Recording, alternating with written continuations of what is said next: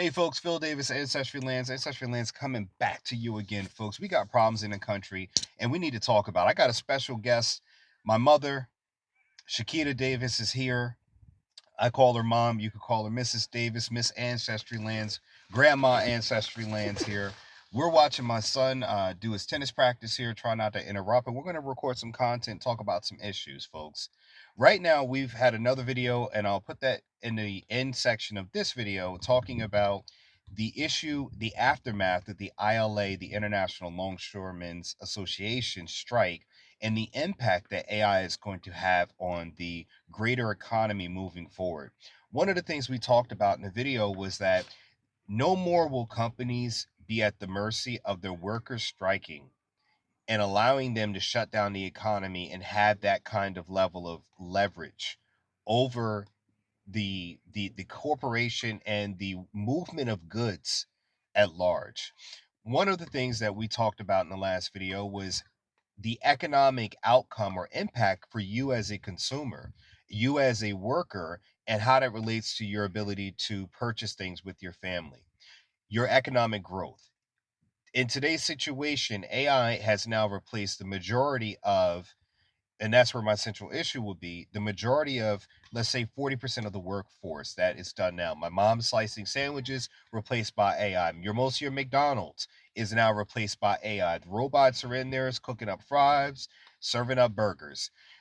Where do you now center your kids on getting degrees or getting, somewhere of economic, the ability to make money and stimulate their own economy, their own work environment, and make money? Where does the progress go then?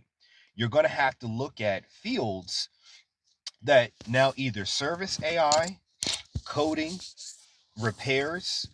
These are the fields you're going to have to start looking to now. Where my children are 8, 10, and 2, those are the fields that you're going to have to look at and say, okay, who's going to be the operators or the people that can repair AI? Because you can see now in LA and many of the other ports that are soon going to be more standardized, that you're going to have automation in these ports. When things break down, who are the people to repair them? That to me is an emerging area where people can take advantage of now, getting into engineering, getting into, mechanics, robotics, and things like that, to be able to repair the machines or the systems that AI is going to be implemented in. Because a lot of times people do not know how AI operates. They're implementing it, but they don't understand it. They're not able to solve the problems when AI breaks down, and that will come. One of the things that you need to look at is saying that where these emerging technologies, where they're being applied at, they're being applied in healthcare facilities through, monitoring certain keywords and implementing certain, implementations or interventions. Those are ways they're being used in healthcare. They won't be taking away doctors and nurses, but they will be tracking a lot of that data.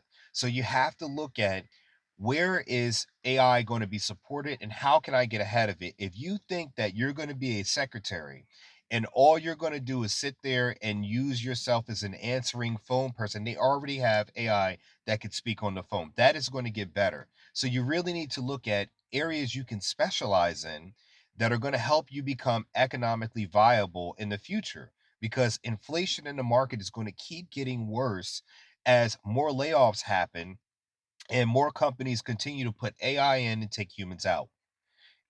We talked about it before. Some of the things that the reason why corporations are getting rid of the human capacity is because, one, you tell us a few things that you why they're getting rid of people and putting in machines.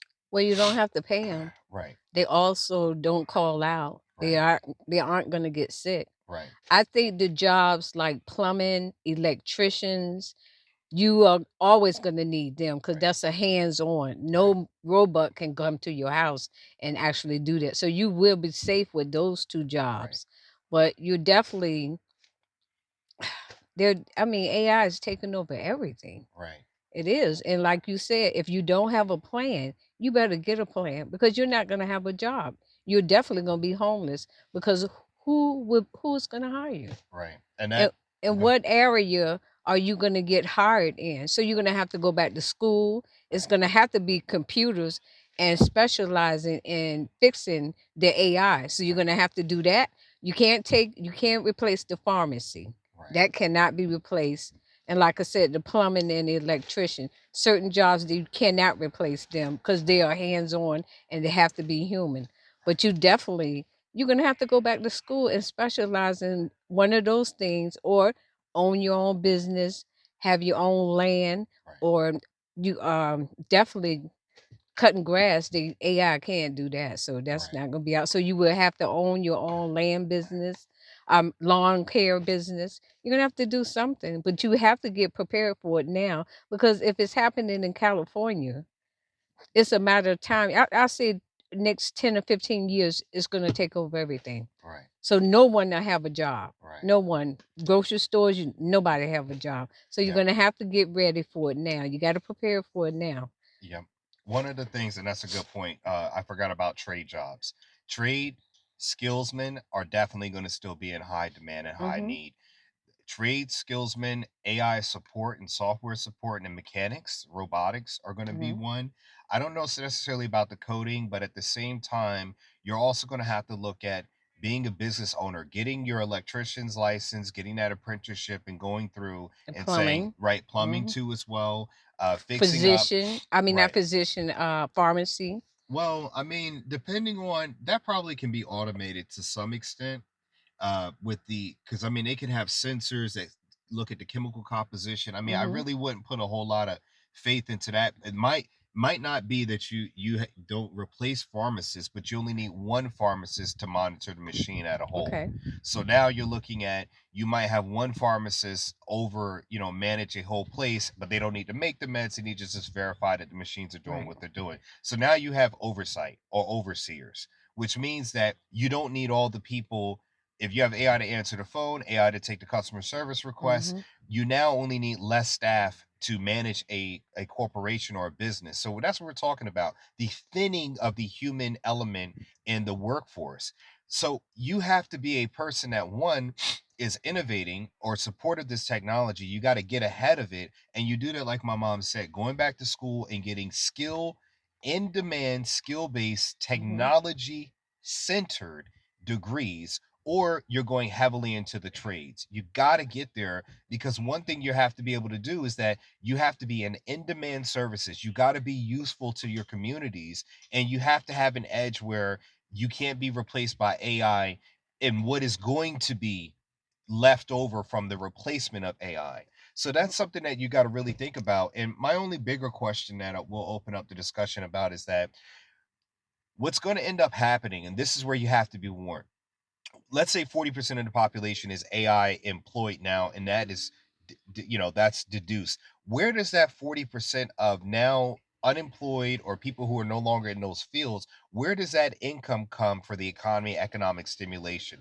It's got to be created somewhere else, or the government's going to have a problem. Because right now, if you replace all the longshore workmen and they don't have skills that they replace with the lack of employment or them getting out of that particular area, you no longer have the massive amount of port workers. Where does now that income come from to stimulate the economy? If you have robots replace everybody, where does the money come? Where do people have the money to buy anything? You might look to universal basic income, but that creates a larger problem where people are no longer motivated to succeed. There's no Mm-hmm. motivation for you to go and become a great artist. There's no motivation for you to become a business owner if everyone's given $5,000 a month and the economy can be maintained on that. So you now have the morale, the work drive only by a select few, but those are going to be the people that are at the top, that are owner operators of AI technology, until they become useless themselves, because no one is innovating or creating the newer form of AI, advancing it, but AI itself. So we're going down a very dangerous slope. But again, instead of looking at it, there's ways we can be prepared. And we do that by watching this video, taking notes on what you need to do. And my mom made up a great point, being in trades, because when AI breaks down, the machines still need to be fixed. So, electrician, mechanic, engineering, mechanical engineer, getting in healthcare, even some government jobs. These are safe areas that you can get into now, because 20 years from now, I'll be sitting in my mom's spot In 20 years from now, I'll have younger children sitting in my spot, and we'll be looking at now an AI filled world. It's time to prepare, get prepared. Any last thoughts, Mom? No, just you need to listen to what he's saying. We need to listen to what both of us are saying because it's going to happen. It's going to happen in a blink of an eye. Right. Well, folks, that's what you got. That's what you got to be ready for. Phil Davis, Ancestry Lands, ancestrylands.com. I want to thank my mom for joining me in the video. It's great to have my family contribute. And you all see that these are discussions that we have, around the table. My mom Mhm. sees me working, sees me talking to my children about that, and showing her. I showed her earlier today just how I could take a little bit of input and create a video in a matter of seconds. It Mm. takes the 5 hours of content creation I used to do thinking about it and create an AI video that gives me a video for my message, and it does it so quickly. Mm. It's one thing to be able to utilize it to save me time, but I don't utilize it to take away my creativity. What I do is I stay creative by looking at where I can find inputs to give me videos that are related to viewers like you. Phil Davis, Ancestry Lands, my book, Getting Dollars from Dirt, A Beginner's Guide to Vacant Land Investing, is in the description section below. Christmas is coming up. It's a great time to get someone a gift, to get someone something they can learn. Soon next year, I will have this out on Audible, so you can buy it. The links in the description section below, and my website, ancestrylands.com, where you can go and buy property. No interest, no credit checks is in the description section below. Remember, folks, you either own property or you'll be owned as property. Phil Davis, Ancestry Lands, and my mom, and we're out. Peace.